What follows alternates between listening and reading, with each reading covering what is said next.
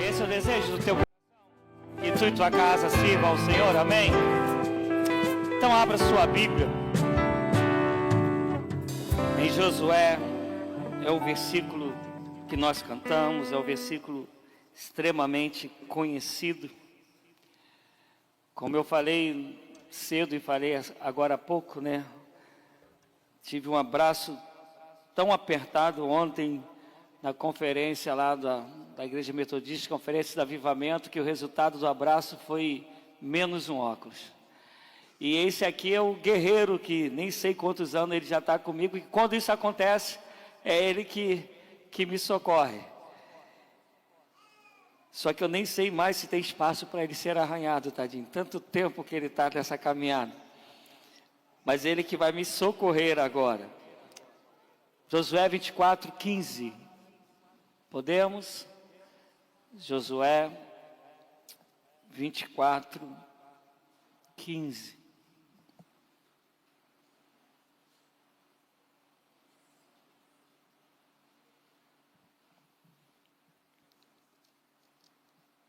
Amém?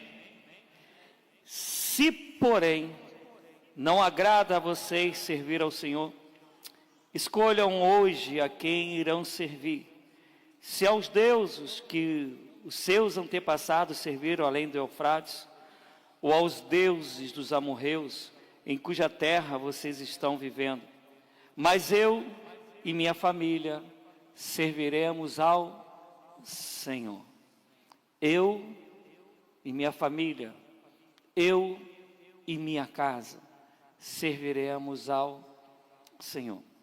Seja Deus a tua bondade para comigo e para com a tua igreja, a fim de que eu possa, Senhor, com destreza, com fidelidade a ti e à igreja, ministrar a tua palavra, e que ela possa nos alertar, nos despertar, nos instruir, nos capacitar, que ela possa frutificar segundo a tua boa mão sobre nós. Faça isso, Senhor, com aqueles que estão presentes e que estão nos acompanhando pela internet. Eu peço que assim seja em nome de Jesus. Amém. Amados, a gente, quando pensa em família nos dias de hoje, e tem sido tão complicado até a gente falar como que pensam em família nos dias de hoje. Hoje à tarde eu via um rapaz, que eu não sei quem é, num podcast falando que família, que homem, mulher, é uma desgraça. A palavra dele. Falando que isso é um mal que a sociedade criou. E o interessante é que nós estamos em 2026. Se hoje você, como tem sido comprovado através dos missionários, através dos ensinos de missiologia, você vai em tribos que você vai alcançá-las hoje pela primeira vez, porque as experiências têm mostrado assim. Família sempre faz parte das tribos mais remotas. Elas podem diferenciar em um ou outro aspecto, mas aquilo que é base e aquilo que se chama família faz parte de qualquer povo, qualquer tribo que você encontra, desde que o mundo é mundo. E a gente, lamentavelmente, está vivendo dias onde as pessoas querem desfazer, desconstruir, querem ridicularizar aquilo que é projeto de Deus. Em junho a gente vai ter aqui o culto da renovação das alianças. E uma das coisas que eu desejo falar é que a gente se confundiu.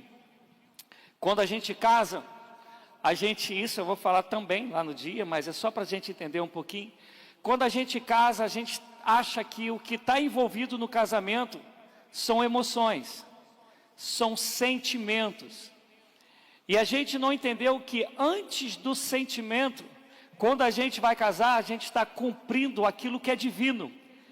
Porque o casamento não teve nunca na história da criação a ver com sentimento. Teve a ver com compromisso diante da pessoa e, antes de tudo, diante de Deus. Ah, pastor, não estou entendendo. Mas eu vou dar só um exemplo, porque esse não é o intento de hoje. quando Isaac e Rebeca vão casar, eles apenas tinham um compromisso. Rebeca chega, quando ela chega, Isaac já vai lá no cavalo, pega a Rebeca e ali eles casam. E permanecem casados, porque havia um compromisso entre eles e Deus, e tendo entre eles Deus, tem um com o outro. E a gente fica feliz que quando o sentimento de amor ele vem a reboque.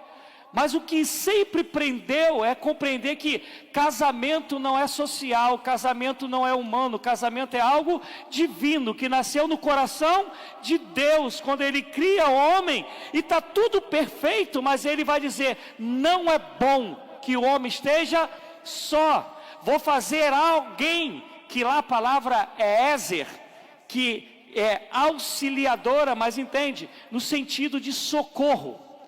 A mulher ela é criada para socorrer o homem. E quando a gente vai ouvir o nome Eliezer, quer dizer Deus que salva. Quando a gente vai para o Salmo, como o Salmo 108, vai dizer que o Senhor é o Ezer, Ele é socorro, Ele é auxílio. Então quando Deus ele olha para o homem, Ele fala, você está incompleto, você precisa de socorro. Você precisa de salvação, você precisa de alguém que, juntando contigo, se tornando um, a obra esteja completa. Então não é acima, não é abaixo, é do lado um do outro, onde se completa, porque casamento é propósito de Deus, e Ele falar que agora os dois se tornam uma só carne. E aí Paulo, quando vai falar sobre isso, ele vai falar que a gente tem que tratar bem os nossos cônjuges, porque ninguém em sã consciência machuca o seu próprio corpo. Ninguém vai querer em sã consciência ficar se mutilando. Quando isso acontece, a gente vai logo procurar um psicólogo, um psicanalista, um psiquiatra, porque a gente sabe que o negócio não está no lugar legal, existe uma enfermidade. E aí a Bíblia vai dizer lá ainda que o Senhor vai falar, crescei-vos e multiplicai. Povoai essa terra com filhos que entenderam o que eu criei, família, homem e mulher que se tornam um e geram filhos. E isso é desde sempre. Só que hoje a gente acha que tudo tem que ser o que principalmente começou na Idade Média, quando começam os teatros e a gente começa a ver que romance tem que ter um cupido, tem que ter um coraçãozinho, né? Dependendo da novela, do filme que você veja, né? Vai a ser aquele emocionalismo. Então, quando acaba, na visão deles, o sentimento, você pode então até acabar o casamento e começar um negócio de novo. E a gente foi sendo influenciado por isso. Mas o negócio saiu tanto do trilho, descarrilhou tanto, que hoje a gente vai ver, como eu vi hoje, pessoa falando que família é um caos, é uma desgraça da sociedade. E o interessante é que a gente que ainda que quer um casamento, a gente olha para isso e acha isso absurdo. Mas ao mesmo tempo, eu quero fazer a gente pensar hoje, o que é, ou quais são os nossos níveis de absurdo. Por quê, gente? Porque existe um padrão, amém? Padrão de família, amém, gente? O padrão é divino, amém? O que é padrão? O que é padrão? É padrão aquilo que se repete, aquilo que tem que ser copiado, e copiado de maneira idêntica, porque se não for idêntica a gente fala, está fora do padrão. Samudiel trabalha numa gráfica, não sei como funciona esse treco, então me corrija, Samudiel, se eu estiver errado. Quando vai imprimir as coisas, você tem um padrão, amém? Para essa impressão, e você tem que ficar olhando se as impressões estão iguais à original, ao padrão. Do contrário, ela tem que ser retirada. Então, qualquer falha que aconteça tem que ser retirada. Pode ser uma falha grande, como pode ser uma falha pequena. Se a falha tem que sair, porque está fora do padrão. Então tudo que está fora do padrão família, do padrão bíblico, está fora da vontade de Deus, está fora do projeto de Deus. Então quando a gente fala de família, o que tem nos orientado? É o padrão bíblico ou é o padrão que do jeitinho? É o padrão do que, isso não tem nada a ver. É o padrão de, não, é que eu sou assim mesmo no meu relacionamento com meus filhos ou com a minha esposa. É porque eu tenho esse temperamento. Qual é o padrão que nós estamos seguindo? Porque essa história aqui, ela vai, até chegar a esse ponto, ela vai nos mostrar como coisas loucas acontecem com as famílias. A gente vai pegar uma Bíblia que ela não tem nenhum problema de dizer como os filhos de Deus, o povo de Deus erra. Esses dias eu conversando com uma pessoa, eu falei para ela que a nossa moralidade perniciosa tinha, acho que eu também falei isso no estudo também, tinha que nos fazer impedir de ler Davi, porque a Bíblia não tem nenhum pudor de falar quem Davi foi e como que ele errou. Eu preguei aqui falando como Davi foi um pai péssimo. Quando a gente começa lá na criação, a gente vai encontrar dois irmãos onde um mata o outro. Por quê? Porque nós somos resultados do pecado. Todavia, o padrão de Deus não muda por causa do pecado. O padrão de Deus continua sendo o mesmo. Ele é imutável. E assim será até o Senhor vir buscar a igreja. Isto é, ter erros não justifica abraçar o que está errado. Ter erro é para a gente dizer que esse erro está fugindo do padrão. E do padrão que Deus criou. E aí Josué que substituiu Moisés. Moisés que teve problema na família. Ele teve um primo que queria dar a volta nele. Queria tomar o lugar dele. E aí Moisés, sabendo que Deus que estava no negócio, fala, olha, se Deus não estiver comigo, que você morra de uma maneira assim surreal, trazendo para a linguagem de hoje agora. E quem conhece a história, a terra se abre, Coré e sua família é engolido. Por quê? Porque há um padrão de Deus que foi devagarzinho vem sendo atacado, desvirtuado por causa do pecado. E o interessante é que muitos desses desvios a gente começou a abraçar como se fossem normais. Quando apresentei o Antônio aqui, eu falei que quando Deus ele dá um filho, ele está falando, olha, é um projeto meu, o sonho é meu, o desejo é meu, e eu estou confiando a você, para que tudo que eu planejei se cumpra. A gente tem ideia dessa responsabilidade? Vamos sair do filho rapidinho. Quando a gente casa, principalmente falando daquilo que a Bíblia nos ensina em Gênesis, que é o homem que vai buscar a mulher, e os dois serão uma só carne. Mas quando o homem tira alguém da casa, está tirando uma menina, uma mulher, do seio dos pais. E falando de maneira normal, e não daquilo que é desvio, ninguém ama filho igual pai e mãe, amém, amado? Ninguém ama a um filho. Quando fala de mãe, eu falei isso esses dias, né?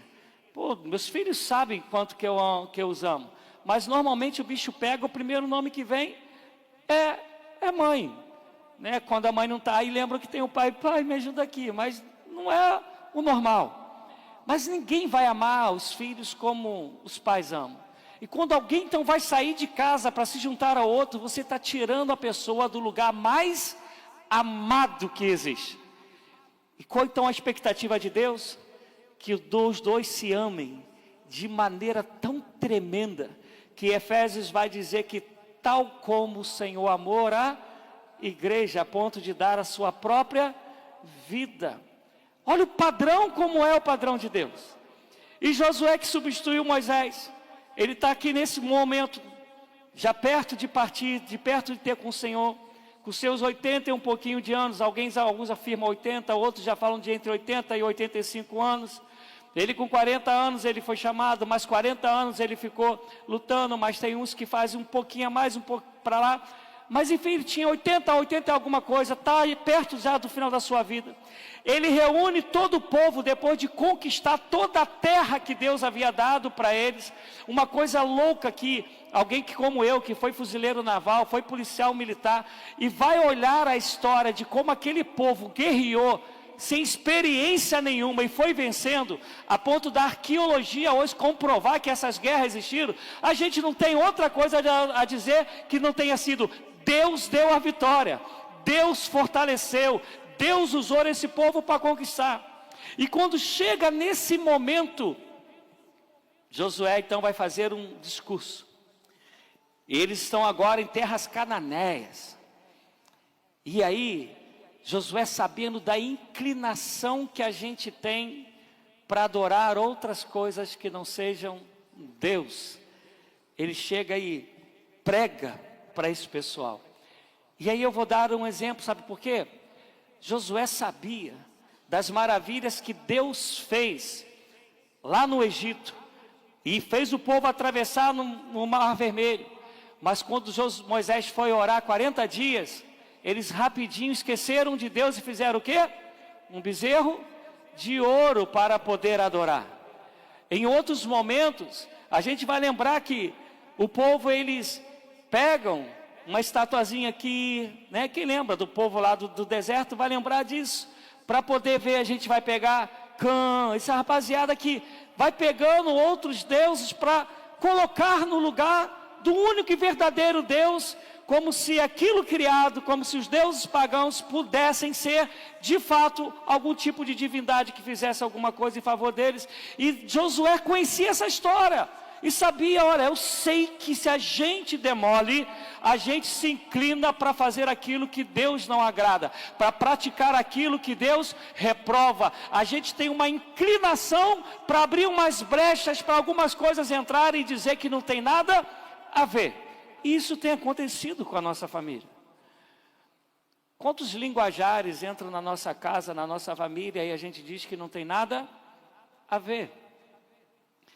É impressionante como nós, enquanto pais, obrigamos filhos a ir para a escola, a fazer curso, às vezes para praticar um esporte, mas não temos o mesmo empenho de decisão quando fala de ler a Bíblia, de fazer um culto doméstico, de vir aos cultos à igreja onde pertence. A gente às vezes não tem o mesmo empenho.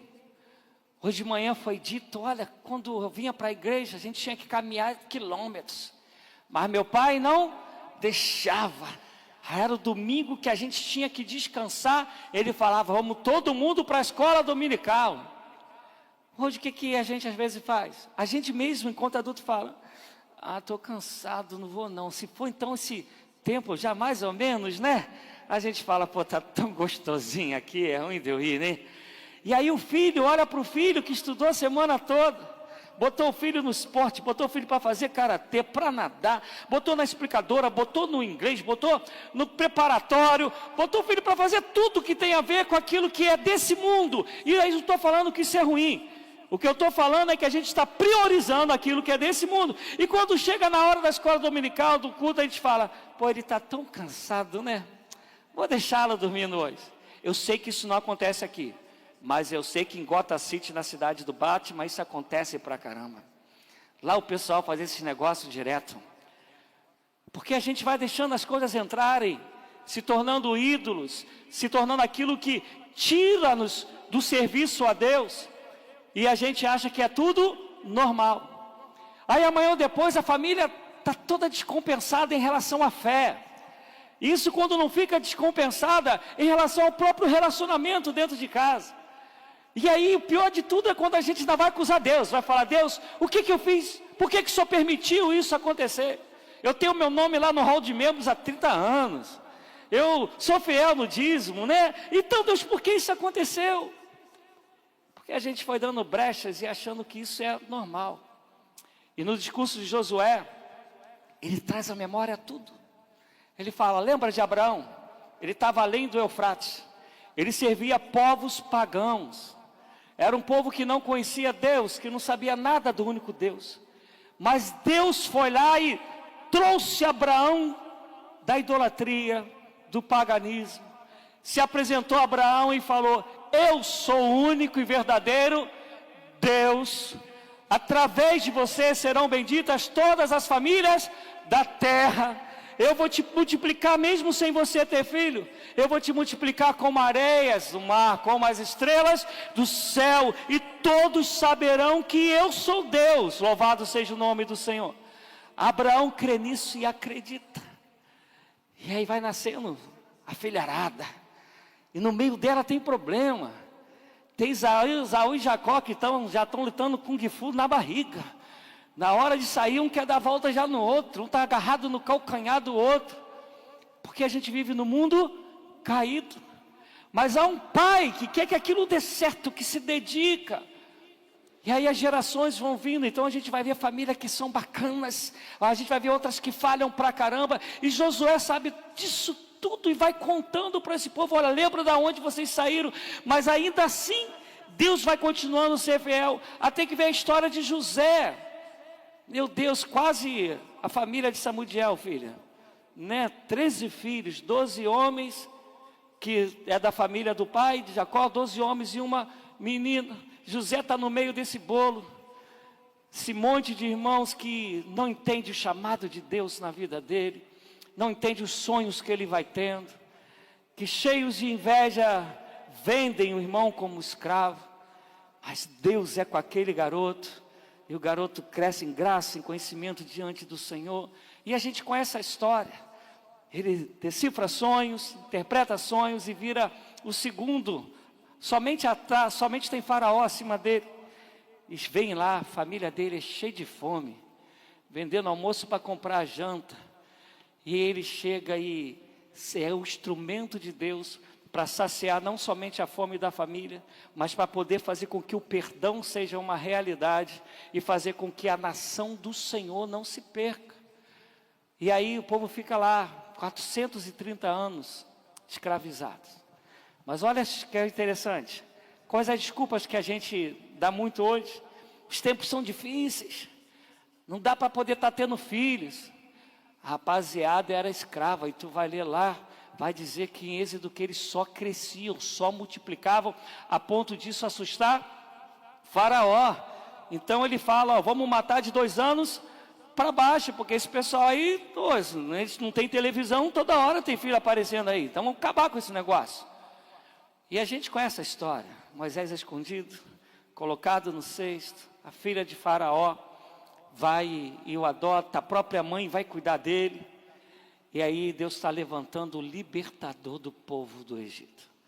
E Deus vai fazendo sinais e maravilhas. Sinais nunca antes vistos e nunca depois disso foi visto. Mas como já falei antes, no meio da caminhada o povo vai se inclinando para idolatria. Está lá, olha, a gente vai destruir Jericó. E eu fico pensando Josué, olhando aqueles muros, não sei se vocês já viram, já estudaram sobre a descoberta da arqueologia, sobre as muralhas de Jericó. Gente, era coisa de louco, não tinha como aquele trem nem ser construído, mas foi. E como aquele negócio vai cair? E a arqueologia, ela comprova que as muralhas, elas caíram de dentro para fora.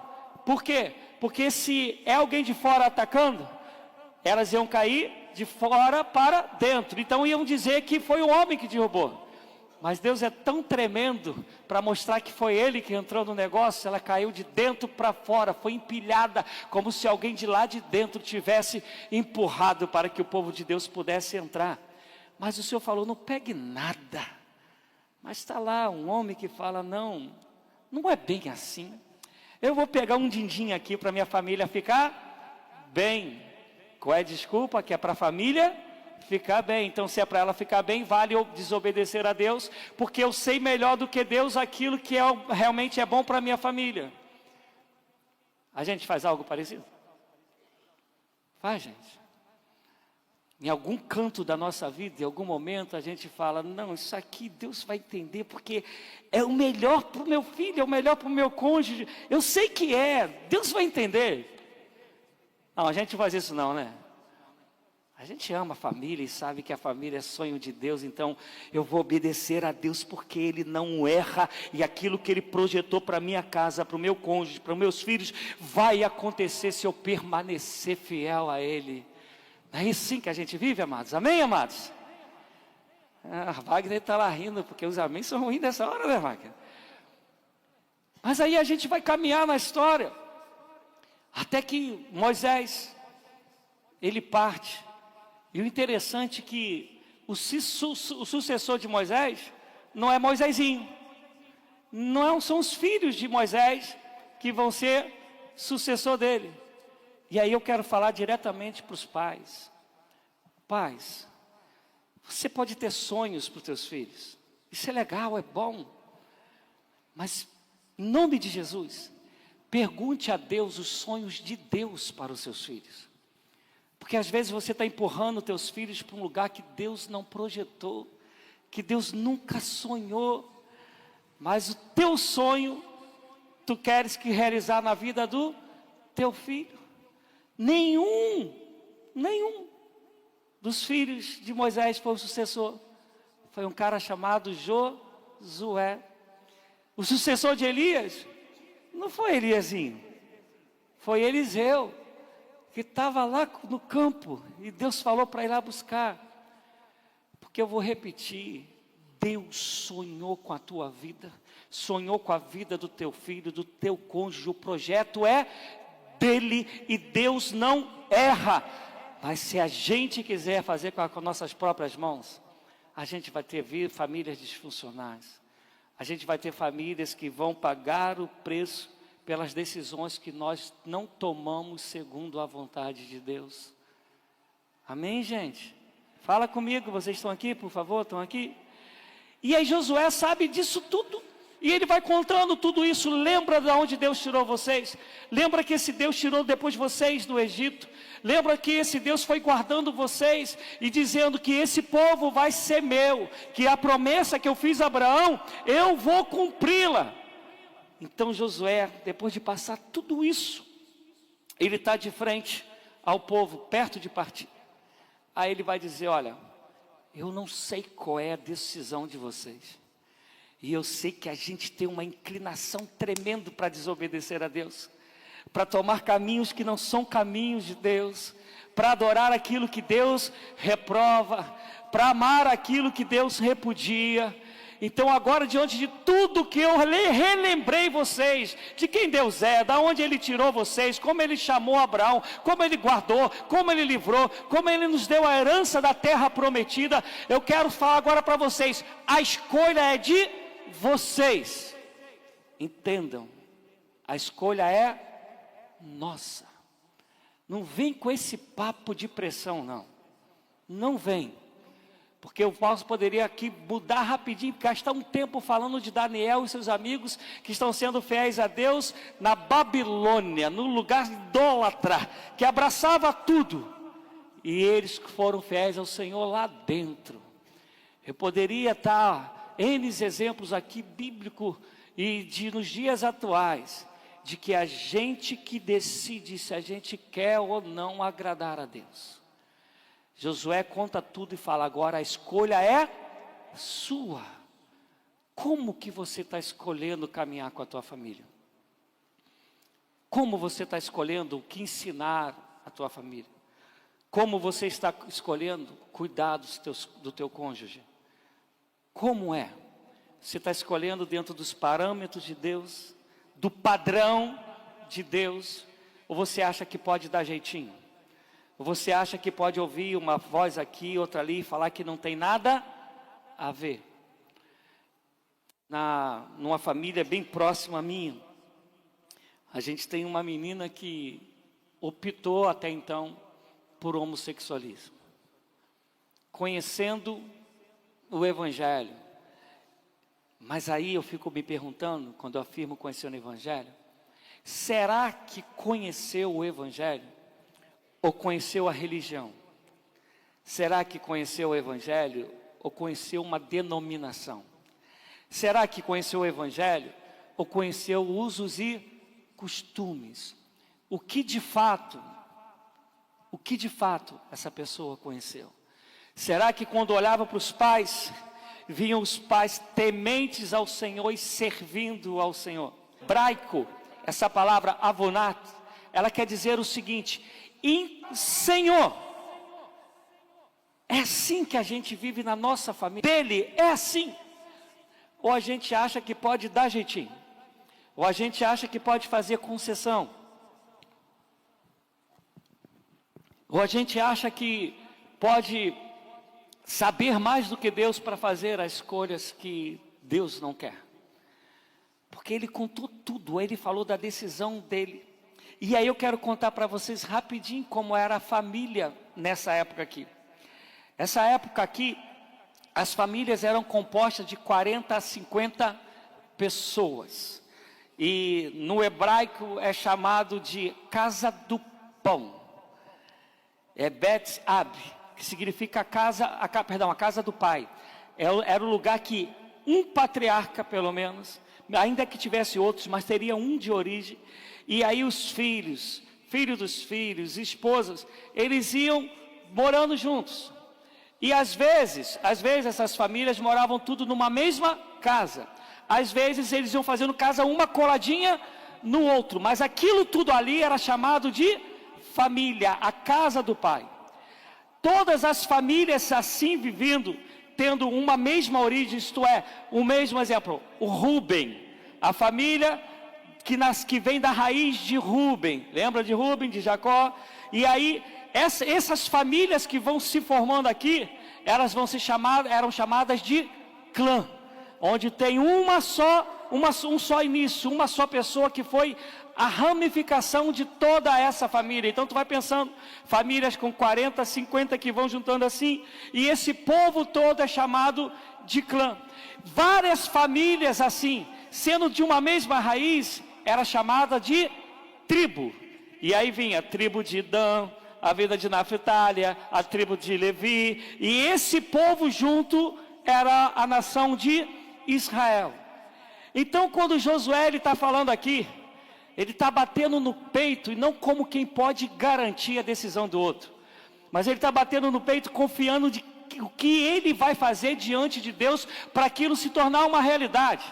Ele está falando, eu e minha casa serviremos ao Senhor, viveremos para adorar ao Senhor, para sermos fiéis ao Senhor. Porque se você ler todo o discurso dele, ele está falando sobre aquilo que é mandamento de Deus. A esses eu vou seguir, e eu vou abrir mão de todos os outros. Eu quero perguntar principalmente para os homens, para os maridos. Você na tua casa hoje tem assumido o teu papel de bater no peito, e não como quem pode mudar a decisão do outro, mas de quem vai assumir a responsabilidade de ser instrumento para que não haja desvio nenhum na sua família, para que ninguém perca o caminho, para que ninguém erre o alvo, para que nem desobedeça a Deus, para que ninguém levante outros ídolos, e poder dizer, eu e minha casa serviremos ao Senhor, viveremos para louvor e glória de Deus. A gente está fazendo esse papel? A gente está desligando a televisão para aquilo que não pode ser visto? A gente está assumindo aos problemas que aparecem dentro de casa, e para dizer, olha, eu sou responsável pela minha família, e eu vou assumir esse barulho, porque a mim compete isso. A gente está fazendo esse papel? A gente está sendo o marido que ama a mulher como Cristo amou a igreja, e as pessoas enquanto mulheres estão sendo essas que estão numa missão, são aquelas que edificam a vida do marido, que dão suporte à vida do marido, que vivem vendo o bem-estar do marido, que sabe que se ele a ama como Cristo amou a igreja, todos crescerão junto para a glória de Deus, porque é assim que a Bíblia compara Cristo e a sua noiva, que somos nós. As mulheres estão cumprindo esse papel. Nós somos aqueles que, como eu falei na outra pregação, estamos sentando diante dos filhos e a demonstrando na disciplina do Senhor, isto é, na palavra do Senhor, e dizendo, isso é de Deus, isso não é de Deus, isso é certo, isso é errado. Todos estamos sendo esses para poder dizer, eu e minha casa serviremos ao Senhor. Sabe por quê, amados? A gente está sendo aí todo o tempo atacado enquanto cristãos, enquanto família. E aí a gente vai dizer, os tempos são difíceis. Amados, eles estão conquistando a terra dos cananeus. Os cananeus deram tanto trabalho ao povo de Deus por causa do paganismo, da idolatria. Eles não estão no lugar tranquilo. Eles estão em lugares que as influências, com certeza, ficaram ali batendo na porta deles o tempo todo. E é no meio desse povo que Deus inseriu o seu povo para dizer: a terra é de vocês. Mas esse povo está aí porque ele não expulsou o povo. E ele vai dizer agora, no meio disso tudo, vocês escolhem a quem vocês vão servir. Os amorreus, os cananitas, ou vocês vão servir ao Senhor, porque eu e minha casa serviremos ao Senhor. Eu acho muito complicado quando a gente quer toda a fidelidade de Deus e a gente abre mão de ser fiel a Deus. Eu acho muito complicado quando a gente quer exigir de Deus, inclusive para a nossa família, quando a gente não busca ser fiel a Deus para a nossa família, a família que Ele nos confiou.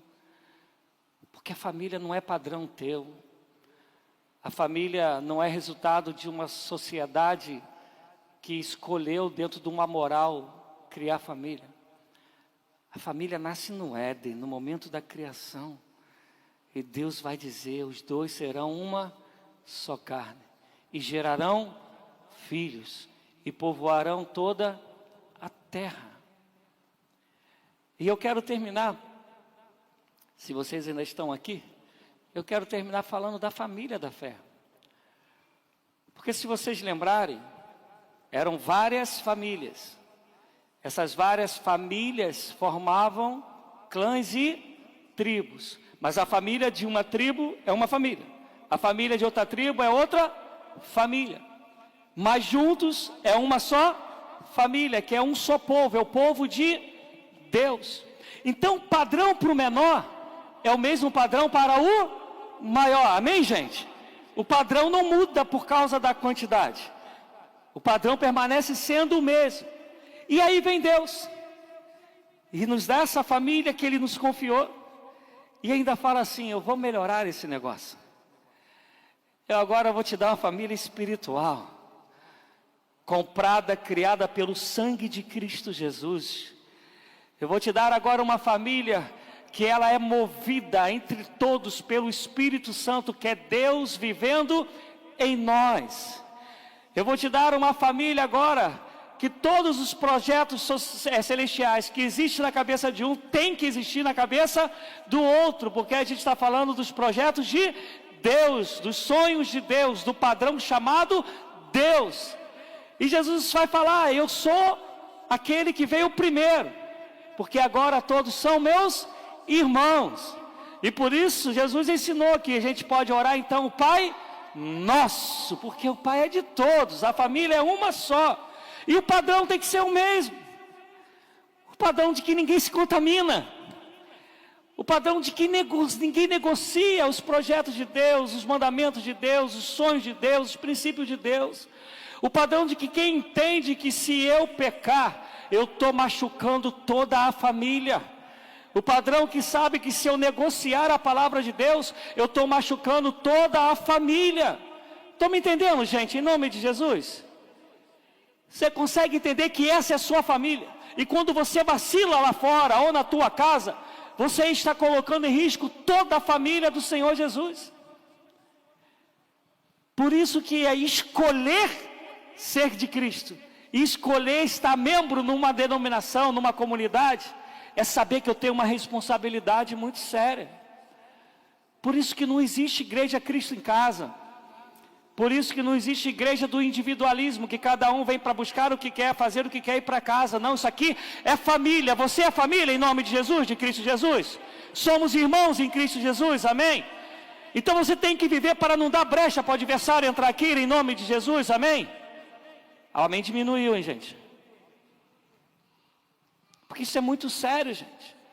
Se você olhar quando Deus acaba de dar vitória sobre Jericó, e aí o malandrinho lá, vai lá e pega os despojos que Deus falou que não era para pegar. E depois eles vão lutar contra Ai, que é uma cidade minúscula. E Josué ainda fala assim: ó, não vamos levar essa rapaziada toda não, é muita gente. Precisa disso tudo não. Vamos só essa quantidade aqui que dá. E o povo começa a perder. Soldados sendo derrubados o tempo todo. Josué não entende, e ele volta com o pessoal e vai orar a Deus. E eu acho tremendo, porque são detalhes que às vezes a gente não entende. Quando o povo está na direção de Deus, Deus fala assim, o meu povo. Nesse momento o pessoal pecou. Se tu ler lá, Deus está falando assim, o teu povo. Ele fala para Josué, Josué, agora não é mais o meu povo, porque não está me obedecendo, não está em santidade. Agora é o teu povo, porque o meu povo anda em santidade. E aí quem conhece a história, é apedrejado aquele que havia pecado, o pessoal pede perdão, e aí volta para guerrear e destrói e vence Ai. A gente precisa compreender isso em nome de Jesus, que quando a gente vacila, quando a gente peca, isso não estou falando pelo aquilo que a gente fez e caramba, ou se é algo contra que a gente luta, eu estou falando aquilo que você faz conscientemente. Se você vive assim, você está colocando em risco toda a comunidade onde você pertence, toda a família que é a família do Senhor. E é por isso que o Senhor Jesus, Ele vai dizer que se o irmão pecar, vai até Ele. A gente tem aprendido isso, né, às quintas-feiras? E faz o quê? Faz a reconciliação. Pais amados, faz a comunhão, trazer esse que está perdido de volta. E se tu vai ler Lucas 15, ele está falando lá da ovelha, se perdeu, vai e busca. Aquele que se perdeu lá fora, a moeda que se perde dentro, ele fala, vai lá também e busca para achar. O filho pródigo, que tem um que está perdido dentro e tem outro que está perdido lá fora. Ele está falando, todos esses têm que ser alcançados, porque a família é uma só. E a família tem que estar saudável, tem que estar santa, porque nós temos um Pai que chamamos de Deus, e um Deus que chamamos de Pai, e Ele é Pai nosso. A gente pode assumir essa responsabilidade enquanto família? Amém, gente? Na nossa casa, na nossa comunidade de fé, porque se cada um de nós escolher por Cristo, a gente vai poder dizer como Josué, e não só cantar, a gente vai dizer de verdade, eu e a minha casa serviremos ao Senhor. Se isso é verdade para a tua vida, levanta dizendo, eu e minha casa serviremos ao Senhor.